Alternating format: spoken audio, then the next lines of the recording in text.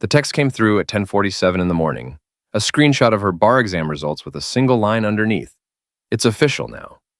Sienna meant free in more ways than one. Free from studying, free from stress, and based on what happened next, free from me. She came home that evening already drunk on champagne and something harder to name. Maybe victory, maybe relief. She walked through the door at 7:42 with her heels dangling from one hand and an expensive bottle in the other. Her makeup was perfect, the kind she never wore when it was just us, and her breath hit me before her words did. "You're still awake," she said, dropping her purse on the floor like I was supposed to pick it up. "Big day for me." I started to say we should celebrate together, but she was already handing me an envelope. Thick paper, embossed seal, no attempt to disguise what it was. Divorce papers. Pre-signed by her attorney, just waiting for my part. "You've done what I needed, Elliot," she said, with the emotional range of someone reading a grocery list. "But I have to focus on my career now. You understand." I didn't say anything. Not because I lacked words, I had 8 years worth of them stored up, but because I understood this decision had been made long ago. Probably somewhere between her second-year contracts class and that networking mixer she'd told me was just alumni and appetizers. So I just looked at her. Really looked. Past the makeup she never wore for me, past the designer purse I'd paid for by pawning my father's watch, past the eyes that used to show gratitude, but now just blinked with cool indifference. I pulled a pen from the kitchen drawer and signed every page. Then I handed her the house keys, the parking garage file, and the folder containing her mother's medical records. All of it organized, labeled, color-coded the way I always did things, the way I'd done everything for 8 years while she built her future. She didn't look surprised. What really hurt was the relief on her face, like she'd been genuinely worried I might cry or beg or make a scene that would embarrass her. But I didn't give her that. I put on my coat, stepped into the cold November night, and left. No bags packed, no plan formed, just the weight of 8 years sliding off my shoulders like a badly fastened harness. You spend nearly a decade caring for someone's dying mother, wiping her face when she couldn't do it herself, pushing her wheelchair to appointments, warming soup when she was too weak to stand, cutting pills with surgical precision because the hospice nurse showed you how.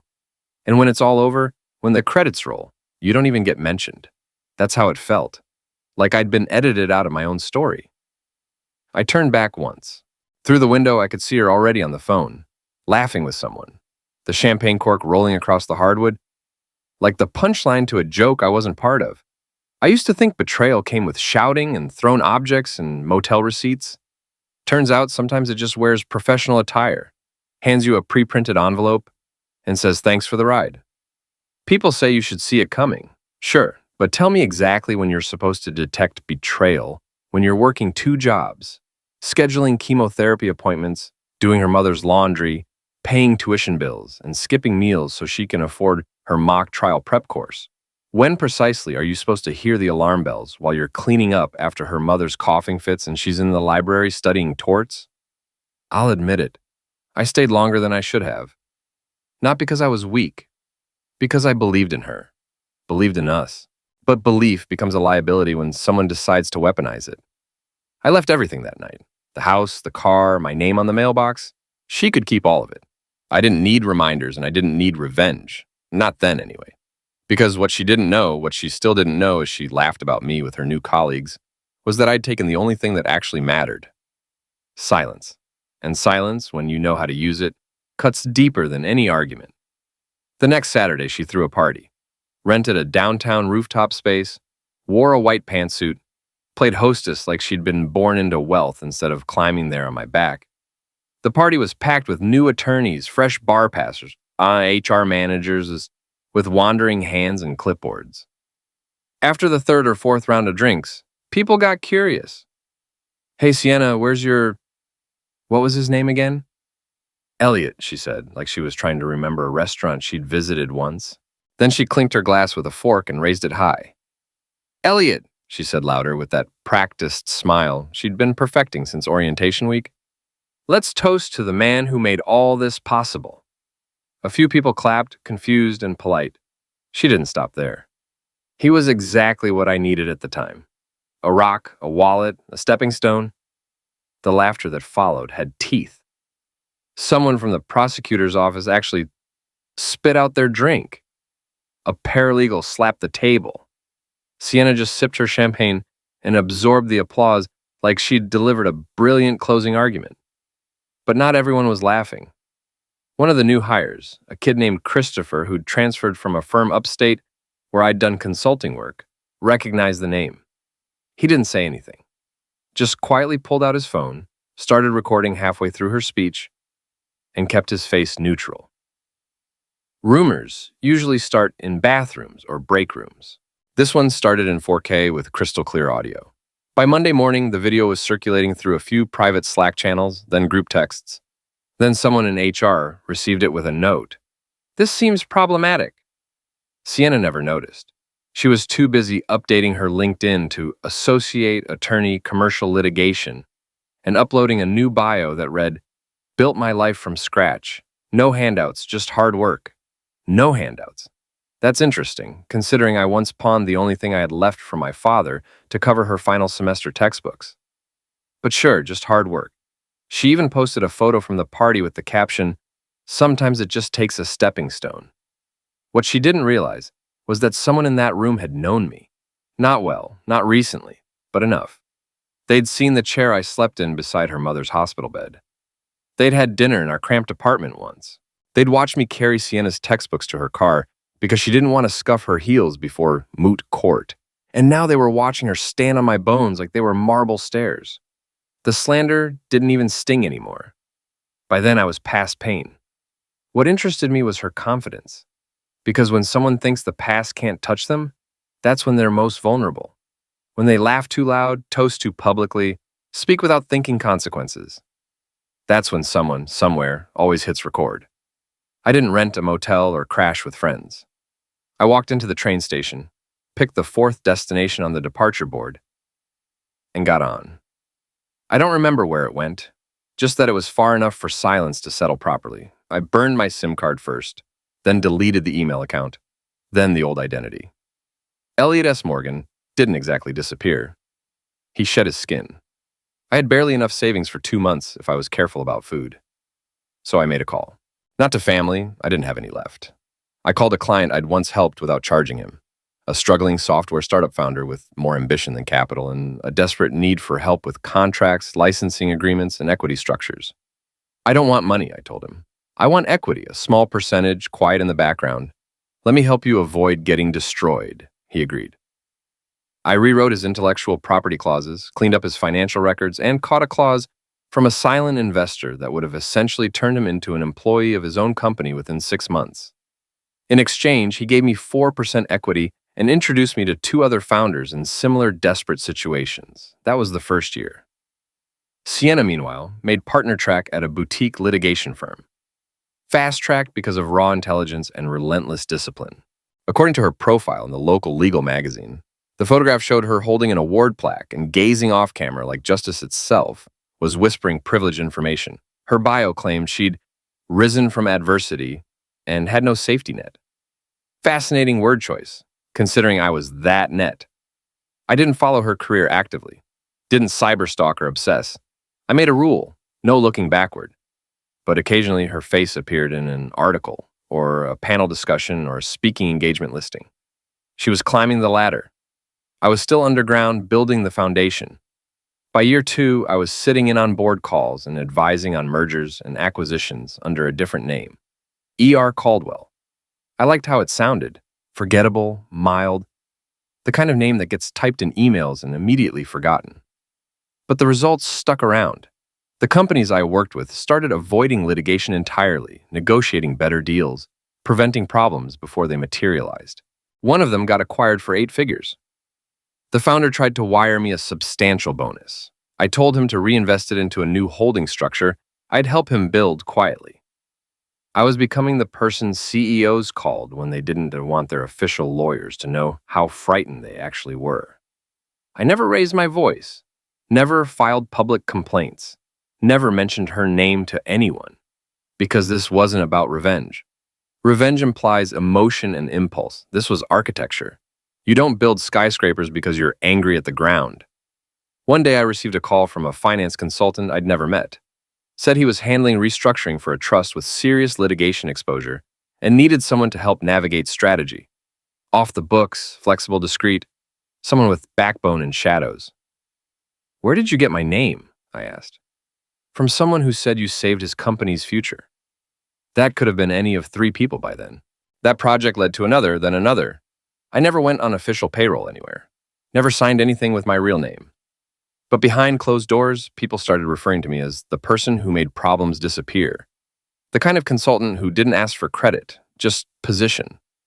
By the start of year 3, I had equity stakes in 6 companies, 2 retainer agreements bound by non-disclosure agreements, and an office nobody knew I used. Sienna, meanwhile, had professional headshots, social media hashtags, and press quotations. Just hard work, she liked to say in interviews. But hard work is loud and visible. What I was constructing couldn't be announced. It had to be whispered. Because eventually, without intending to, she was going to walk into a room and discover just how far whispers can travel. The deal was supposed to be straightforward. Sienna even said so in the initial meeting, right before sipping an $18 oat milk latte and telling her assistant to clear Thursday evening for celebration drinks. It was a textbook acquisition. Merrick Technologies, a rapidly expanding software company, was buying out Thornton Manufacturing, a legacy industrial parts supplier with aging leadership and no succession planning. The Thorntons, 2 elderly brothers and a niece, handling public relations like she was still using carbon paper, had been circling retirement for years. Sienna's assignment was to guide the transaction through legal complications.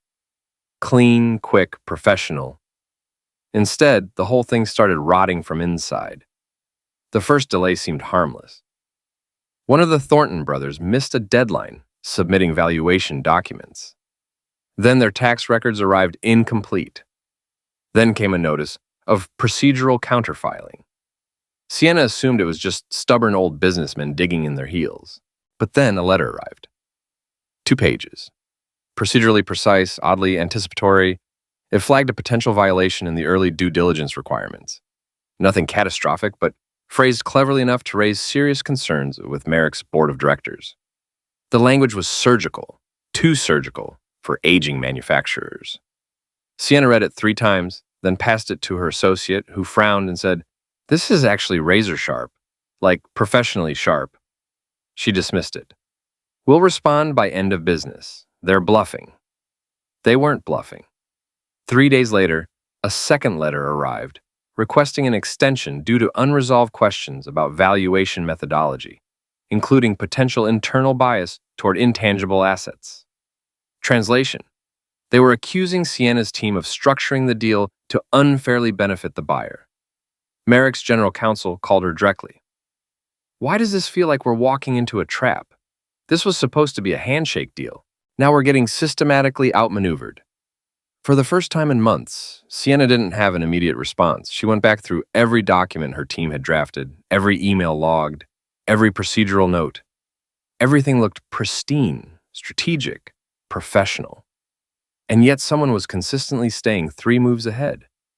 She scheduled a late-night emergency session with her team, ordered Thai takeout, drew timelines on glass walls with dry erase markers.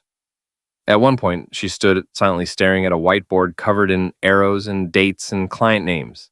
Then, she asked the room, "Who exactly is representing the other side?" Nobody had a clear answer.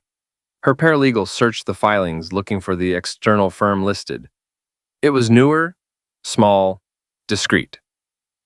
No LinkedIn presence, no promotional website, no flashy attorney biographies, just initials on letterhead and a single contact line. E.R. Caldwell, General Counsel, External. She didn't react to the name, not yet, but she circled it, underlined it twice. "Caldwell," she said aloud.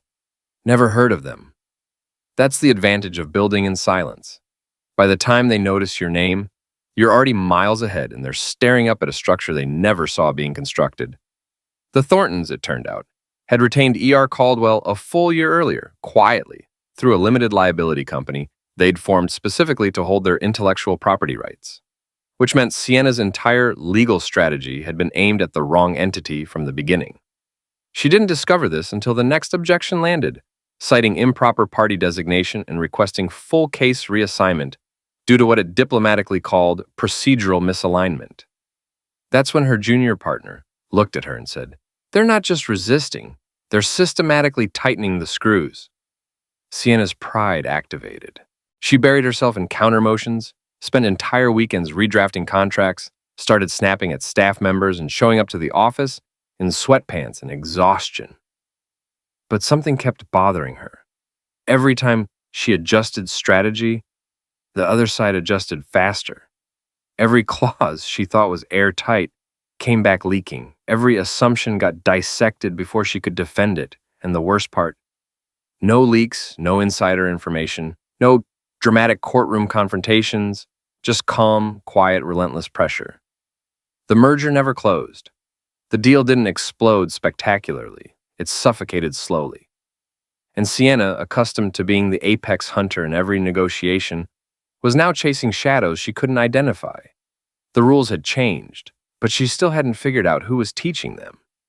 Sienna was the last person in the office that night. The only sounds were the air conditioning vents humming and the occasional clink of ice in her glass. The Thai food she'd ordered hours earlier had congealed in its paper container. Her desk looked like a crime scene.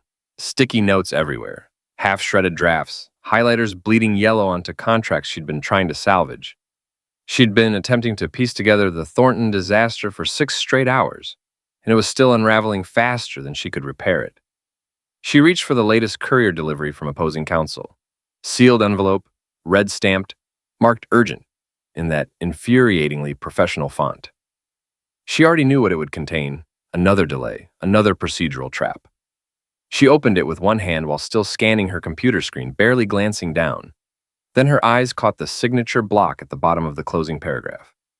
Filed respectfully by counsel for plaintiff, Elliot S. Morgan, General Counsel, Caldwell Holdings. She stopped breathing. Completely froze. No way. Impossible. She leaned close, thinking maybe she'd misread it. Some intern with a similar name, some distant cousin, a coincidence. But there it was again, typed clearly, professionally signed, Elliot S. Morgan. She didn't breathe for several seconds. Her fingers tightened around the page until the paper warped and creased. She read it again, then again. Then she leaned back very slowly in her chair and stared at the ceiling like the explanation might be hiding in the acoustic tiles. Elliot. Her Elliot. The man she'd told, "You're just not part of the future I envision." The man she'd discarded like expired produce. The man she'd publicly toasted about like a glorified assistant who'd outlived his usefulness. She hadn't seen his name in years. He'd vanished so completely it was like he'd been erased from existence. She'd assumed he was probably managing some small business somewhere or living quietly in some forgettable town. But this, General Counsel of Caldwell Holdings, the very entities she'd failed to properly identify during due diligence because they'd concealed their interests behind shell acquisitions and documentation so tight even her senior partner hadn't cracked it. She looked at the document again. No middle initial error, no typo, no alias. It was him. The silence in the room became oppressive, like the walls were pressing inward to witness her reaction. She reached for her phone instinctively but didn't call anyone. What would she even say? Remember the man I abandoned the day I passed the bar? He just systematically destroyed my case. She laughed, but it was bitter and hollow. Her mind raced through memories she'd tried to forget. Him cutting her mother's medication with careful precision, staying awake all night, reviewing her case briefs, bringing soup to her bedside after 14-hour study sessions, accepting her criticisms like he deserved them, always useful, always calm, and then just gone. No argument, no tantrum, no fight, just a signature and a quietly closed door. She'd thought it was weakness, pathetic even, that she'd broken him so thoroughly he didn't even resist. But now, reading his name at the bottom of a letter that was systematically dismantling her entire case, she understood something different. He hadn't been broken. He'd been busy becoming the kind of person who didn't need to raise his voice to destroy you. The room felt colder. The career she thought she'd built, the job, the speaking engagements, the social media endorsements, all of it suddenly felt like scaffolding constructed on sand. Her hands were shaking, so she pressed them flat against the desk. Then her phone buzzed. Message from her associate. New motion incoming. Caldwell's team wants to compel discovery. Some internal emails have been flagged. She didn't reply. Couldn't. Instead, she turned off the office light, sat in the darkness, and whispered one word. Elliot. The email surfaced on a Tuesday morning. It didn't come from a leak or a whistleblower. It came through proper legal channels. Stamped, formatted, filed as Exhibit B in a motion that arrived in her inbox like a wrecking ball. Motion to compel discovery, filed by counsel for plaintiff, Elliot S. Morgan. Sienna opened it, expecting more of the same strategic delays and corporate formalities. Instead, she found herself staring at a direct quote pulled from one of her own internal communications. They're sentimental and outdated. Drag them through procedural complications and they'll collapse before fourth quarter. Target the niece. She's emotional and risk-averse. Below it, the note from Elliot's legal team read, "We request the court review the above correspondence for evidence of prejudicial negotiation tactics and bad faith conduct relevant under discovery rules." Sienna's stomach dropped before she finished reading the first page. She didn't remember writing that specific email, but the language was unmistakably hers. The cold calculation, the dismissive tone. She'd written it late one night after a strategy meeting, trying to sound tough and clever to her team. Back when she thought the Thorntons were just another failing family business ready to be consumed. She never expected it to surface, certainly not weaponized by her ex-husband in open court. By 9 in the morning, she was in a conference room with 2 senior partners in the firm's general counsel. The atmosphere was tense, sterile, suffocating. "Sienna," one of the partners said, folding his hands like he was attempting meditation, "how exactly did this end up in the court record?" "It was internal," she said quietly. "Confidential. Nobody outside the firm was supposed to see it." "It's discoverable if it goes through proper channels," the general counsel snapped, which apparently it did. The senior partner leaned back, pressing his fingers against his temples. "You handed them motivation. You gave them a narrative. You painted yourself as someone operating in bad faith." "He quoted me out of context," she tried. "No," the partner said flatly. "He quoted you perfectly." The word perfectly hit harder than it should have. She wanted to scream, to overturn the table, to do something that would shatter the smug silence her ex-husband had left hanging in that motion. But all she could do was sit there and absorb it. Her colleagues didn't say it explicitly, but their eyes communicated everything. "This could cost us the case. This could cost you everything." And the worst part? Elliot never addressed her directly in the filing. No sarcasm, no personal jabs, no dramatic revelations. Just quiet, factual deconstruction. It was the legal equivalent of watching your own words transform into a blade, and realizing your ex-husband wasn't just holding it, he was letting you twist it yourself. The judge issued a formal ruling by afternoon. The email was deemed relevant and admissible. Motion to compel granted. Defense instructed to produce all related correspondence and internal communications regarding negotiation tactics. By noon, Sienna's name was circulating in private legal forums. Not publicly visible yet, but the professionals could smell blood in the water. Associates whispered when she walked past. Paralegals paused their conversations mid-sentence. And Elliot? Still no direct communication. No messages, no calls. Just motions filed with surgical precision, delivered quietly, unfolding like the slow, methodical turning of a screw.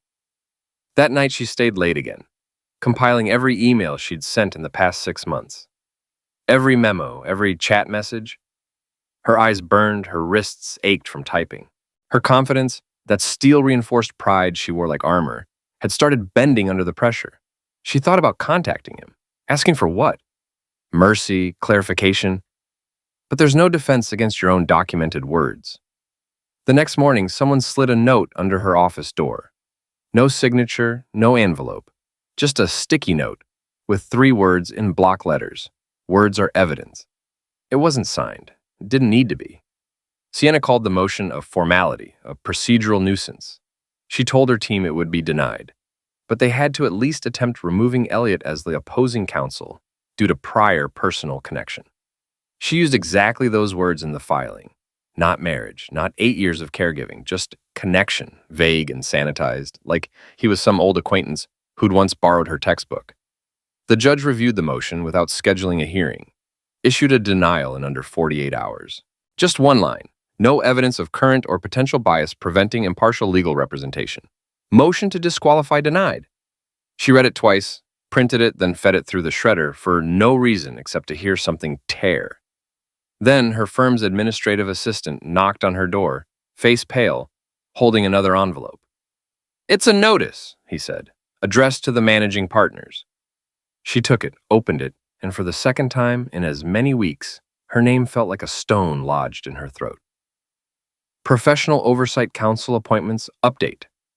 Effective immediately. Elliot S. Morgan had been appointed as a standing member of the POC, the regional authority that conducted independent reviews of attorney misconduct and ethical violations across multiple jurisdictions. He was now one of 6 members with voting power. Jurisdiction over disciplinary hearings, subpoena authority, public reprimand authority. Her breath stopped. She sat down hard in her chair. She didn't know he'd even applied, didn't know he qualified. The POC wasn't some advisory board you joined through connections or donations. It was reserved for the exceptionally competent, the ones with spotless records and surgical logic, the ones who didn't flinch. Elliot had flinched constantly during their marriage. At least that's what she remembered. Now she wasn't certain about anything. "Do we need to disclose this?" her junior partner asked later that day. "I mean, if things continue deteriorating, it could appear—" "It's coincidental," Sienna interrupted sharply, "and we're not going to act like we're afraid of oversight." But she was afraid, not just of oversight, of him. Because the moment that notification arrived, she understood the complete picture. This wasn't about winning the case anymore. It wasn't even about the merger. Elliot had positioned himself perfectly, not to punish her directly, but to watch her fall without ever touching her. If the case collapsed under her supervision, if the Thorntons filed a formal grievance, if Merrick accused her of intentional misconduct, all of it could land in front of the POC, and he'd be sitting there on the review panel. No need to recuse himself unless she filed a direct complaint against him personally. She imagined it. Walking into a hearing room full of attorneys with legal pads and neutral expressions, looking up to see him. Calm, collected, possibly even chairing the session. Her ex-husband, her stepping stone, now with the authority to decide whether she deserved to keep practicing law. The weight collapsed inward. Her breathing became shallow. Her hands wouldn't stop trembling. She'd underestimated him so completely, so thoroughly, that she hadn't just left the vulnerabilities when she walked away. She'd left the architectural plans for her own destruction lying on the table. And he hadn't burned them. He'd filed them, categorized them, used them to construct a foundation stronger than anything she'd ever built. That night, she stayed until well past midnight, sitting alone in her glass office, staring at the skyline she used to think belonged to her. Now it felt borrowed, temporary. The email she sent to HR at 2:03 in the morning was brief. No greeting, no explanation beyond necessity. Effective immediately, I am requesting to recuse myself from the Thornton matter due to previously undisclosed personal conflict with opposing counsel. The next morning, she copied the managing partners, the general counsel, even her executive assistant, to make it appear transparent and responsible. Like a diligent attorney catching an oversight before it became a problem. It was too late. By noon, Elliot's team had filed a formal objection to her recusal. The objection wasn't emotional or theatrical, just another meticulously constructed document, delivered like all the others, sharp and cold and surgical. In it, his associate presented a chronological timeline of the case, highlighting Sienna's direct involvement in at least 11 separate strategic decisions made after her office received documents bearing Elliot's signature. More damaging was the attached appendix, a series of internal emails she'd sent, all dated after she'd seen his name, where she continued directing the case, coordinating strategy sessions, and even mocking the Thornton side's approach. The final evidence came from a screenshot of the firm's internal calendar system. Sienna had marked the day she first received Elliot's name with a private notation labeled H. The objection concluded, defense counsel cannot credibly claim ignorance. The issue is not the prior relationship. The issue is the deliberate choice to proceed without disclosure, an ethical violation that jeopardizes both the case and the court's confidence in counsel's integrity. By 4 that afternoon, she was summoned into a closed-door meeting with the firm's management committee. They were polite, corporate, controlled. One of the senior partners, the same person who'd once told her she had the ruthless focus of a sniper, didn't even look up from the conference table. He just asked flatly, "Did you ever formally disclose the relationship, Sienna?" She hesitated. "Not formally," she admitted, "but it wasn't intentional deception. I didn't think it would affect—" "That determination isn't yours to make," another partner interrupted. "The moment his name appeared in any filing, you should have flagged it. Not 6 weeks into negotiations. Not after discovery motions. Immediately." The general counsel flipped through the documentation in front of him. "You had every opportunity. Multiple opportunities. This looks like you concealed a conflict to maintain control of a high-profile case." "It wasn't strategic," she insisted. "It was panic. I was trying to protect the firm's interests." The words hung in the air. Protect the firm. The irony was suffocating, because now the firm was trying to protect itself from her. "Sienna," the general counsel said quietly, "do you understand the optics here?" She didn't answer because she absolutely understood. It appeared she'd hidden a personal conflict to keep managing a lucrative case, then panicked and tried to retroactively cover her tracks when things deteriorated. It suggested her silence wasn't mere oversight, but calculated omission. It meant negligence at minimum, and at worst, ethics violations that could trigger disciplinary proceedings. And everyone in that room knew exactly who would be sitting on any disciplinary board if it reached that point. Nobody said Elliot's name. They didn't need to. By the time she returned to her office, her access to the Thornton case files had been revoked. Her email was flooded with requests for documentation, meeting transcripts, procedural clarifications, timeline verifications. The firm's internal investigation had officially begun. Her assistant wouldn't make eye contact. One of the junior associates who'd previously idolized her walked past and deliberately turned his face toward the wall, like being seen near her carried contamination risk. That afternoon, she locked her office door and sat alone with her phone, staring at the contact entry. She'd never deleted it. Elliot M. No photo, no recent calls, just a string of numbers. Her thumb hovered over the screen. She wanted to scream at him, beg him, apologize, threaten, something. But what could she possibly say? That she didn't mean it? That he was right about her? That she was sorry for the toast, for the arrogance? For not recognizing who she was actually dealing with?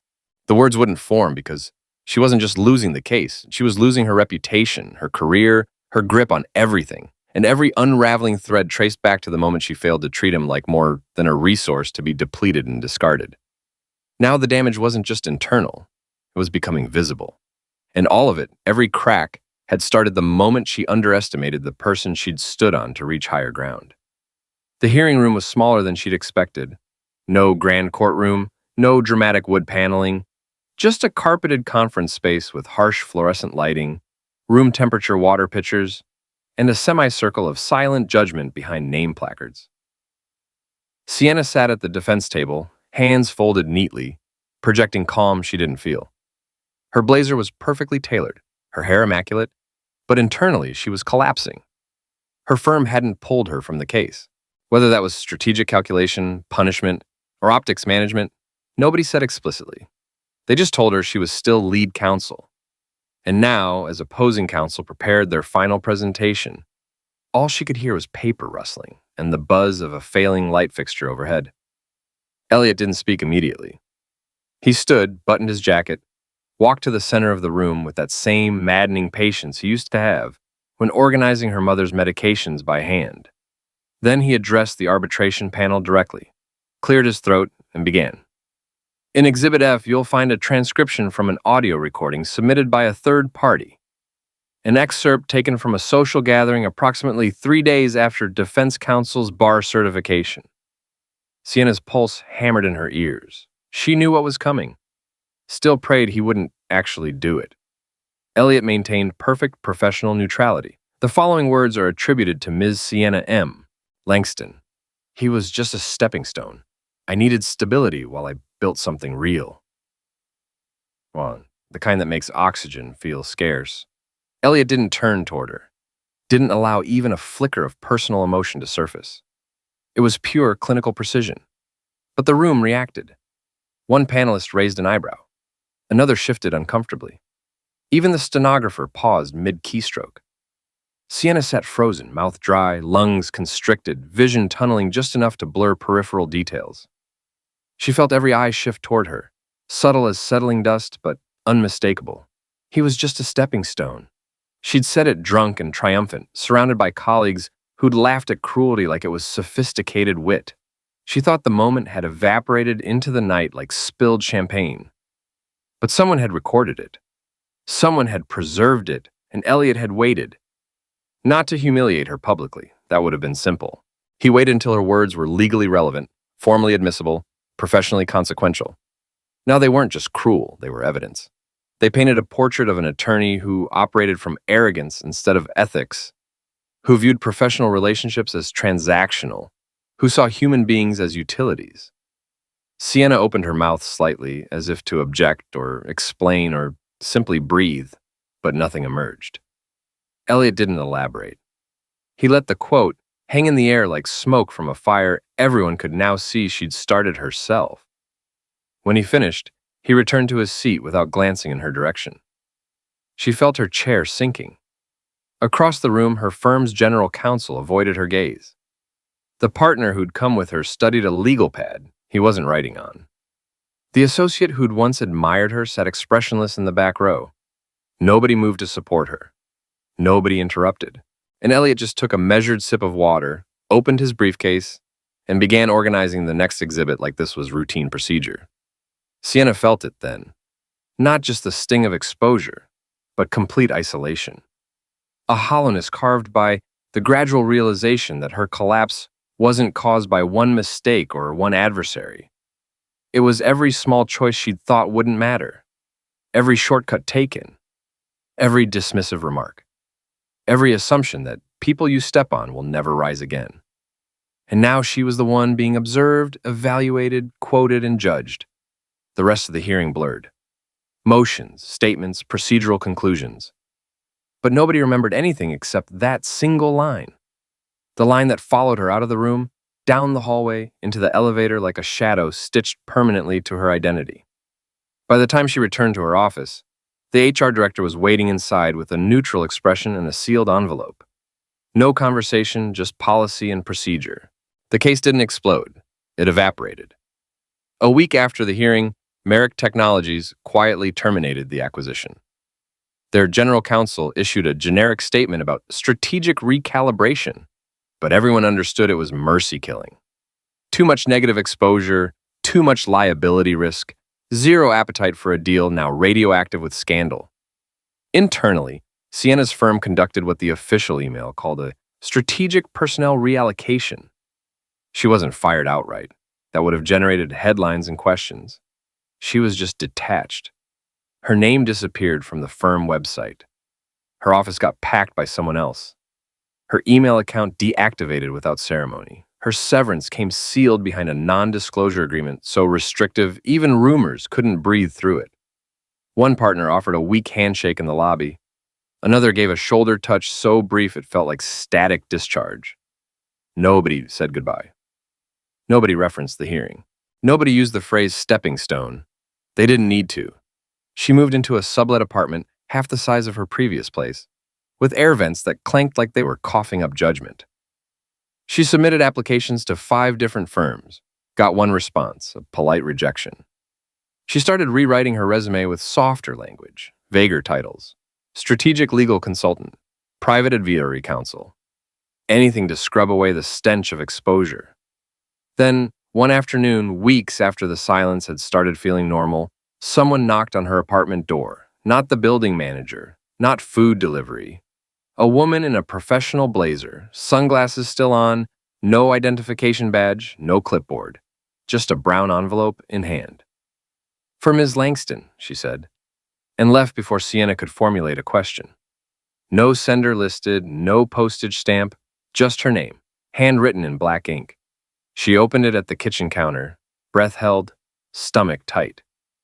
Inside was a single document, her original divorce filing from years ago. Same envelope, same pages, same red stamp across the top. But now there was something new at the bottom, just beneath the final signature line in handwriting she'd recognize anywhere.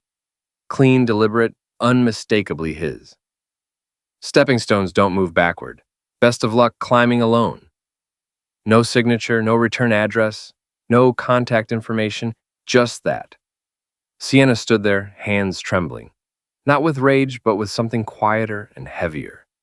Like gravity had shifted and was pulling her spine down one vertebra at a time. She read it again. Then, once more. The irony wasn't subtle.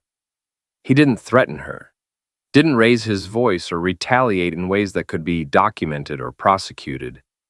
He simply reframed her entire narrative, rearranged it so every piece she thought she controlled turned against her. She'd once called him a stepping stone and believed it completely. But he wasn't beneath her feet anymore. He was above her, behind her, surrounding her.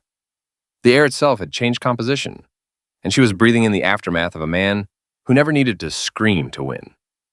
She folded the letter back into the envelope, placed it in the drawer beside unopened mail and forgotten takeout menus, then sat at the kitchen table in complete silence and understood finally and irrevocably that some people don't chase revenge. They architect it. And sometimes the person you step on doesn't stay down.